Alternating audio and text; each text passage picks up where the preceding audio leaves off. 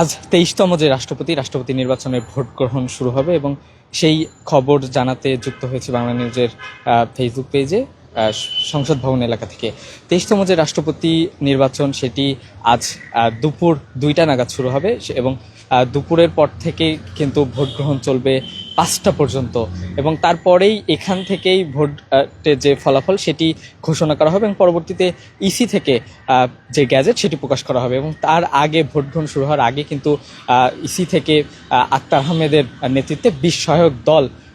সংসদ ভবনে আসবেন 12টা থেকে সোয়া 12টা নাগাদ এবং সেই প্রস্তুতি কিন্তু নিচ্ছে ইসি অর্থাৎ নির্বাচন কমিশন। সেই তথ্য কিন্তু কালকে নিশ্চিত করেছেন নির্বাচনী কর্মকর্তা আক্তার আহমেদ এবং সেই খবরই সর্বশেষ জানানোর জন্য যুক্ত হয়েছি জাতীয় সংসদ ভবন এলাকা থেকে। এবং আজকে যে 23তম নির্বাচন রাষ্ট্রপতি নির্বাচন সেই নির্বাচনের ভোট গ্রহণ শুরু হওয়ার আগেই কিন্তু সংসদ ভবন এলাকা থেকে সেই খবর জানাতে যুক্ত হয়েছি। এবং যে 24 জুলাই রাষ্ট্রপতির 22তম রাষ্ট্রপতি মোহাম্মদ শাহাবুদ্দিনের পদত্যাগের পরেই কিন্তু কে হচ্ছেন রাষ্ট্রপতি সেই রাষ্ট্রপতি নির্বাচন নিয়ে কিন্তু সামাজিক যোগাযোগ মাধ্যম সহ বিভিন্ন মাধ্যমে আলোচনা সমালোচনা তৈরি হয় এবং পদত্যাগের ঠিক 1 মাসের মাথায় অর্থাৎ 24 জুলাই যে পদত্যাগ করে সেই পদত্যাগের পরের মাসে 20 আগস্ট কিন্তু আজকেই সেই নির্বাচন শুরু হবে এবং নির্বাচনের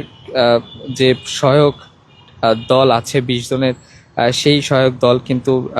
নির্বাচনী যে ব্যালট এছাড়াও যেসব সরঞ্জামাদি দরকার সেগুলো নিয়ে কিন্তু 12টা থেকে সোয়া 12টা নাগাদ সংসদ ভবন এলাকায় আসবেন এবং তারপরেই সহায়ক দলটি আসবে এবং তারপরেই কিন্তু প্রস্তুতি শেষে দুপুর 2টা নাগাদ ভোট গ্রহণ শুরু হবে এবং এরপরে কিন্তু 5টা পর্যন্ত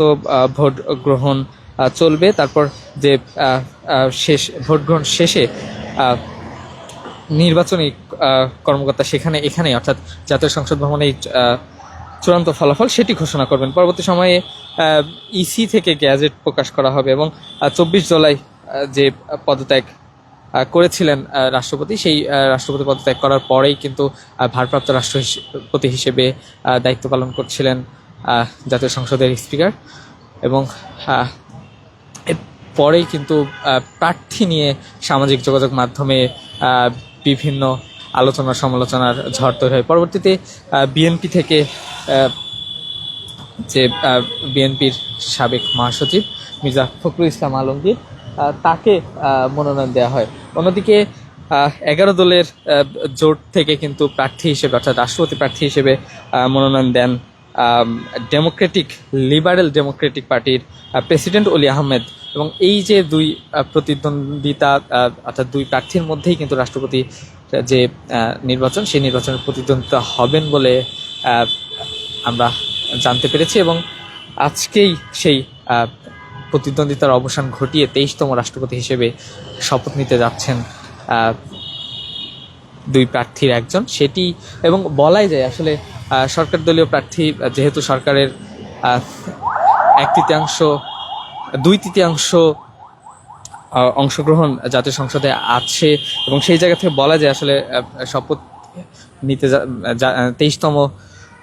যে রাষ্ট্রপতি সেই রাষ্ট্রপতির শপথ নিতেই যাচ্ছেন মির্জা ফখরুল ইসলাম আলমগীর এবং সেটি মাত্র এখন সময়ের অপেক্ষা শুধুমাত্র এবং সেই তথ্যই জানাচ্ছিলাম জাতীয় সংসদ ভবন এলাকা থেকে। এবং সর্বশেষ যে 12টা থেকে সোয়া 12টা নাগাদ নির্বাচন কমিশন থেকে যেই নির্বাচন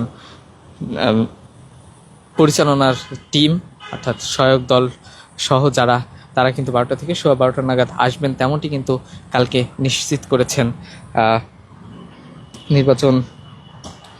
ইসি সচিব আক্তার আহমেদ এবং সেইটি নিয়েই কিন্তু সারা দেশের মানুষের অপেক্ষা যে আসলে কি হতে যাচ্ছে ফলাফল, কে শপথ নিতে যাচ্ছে সেদিকে কিন্তু মানুষ চেয়ে আছে। তো এই ছিল আসলে জাতীয় সংসদ ভবন এলাকা থেকে 23তম রাষ্ট্রপতি নির্বাচনের সর্বশেষ তথ্য। সাথে থাকার জন্য ধন্যবাদ সবাইকে।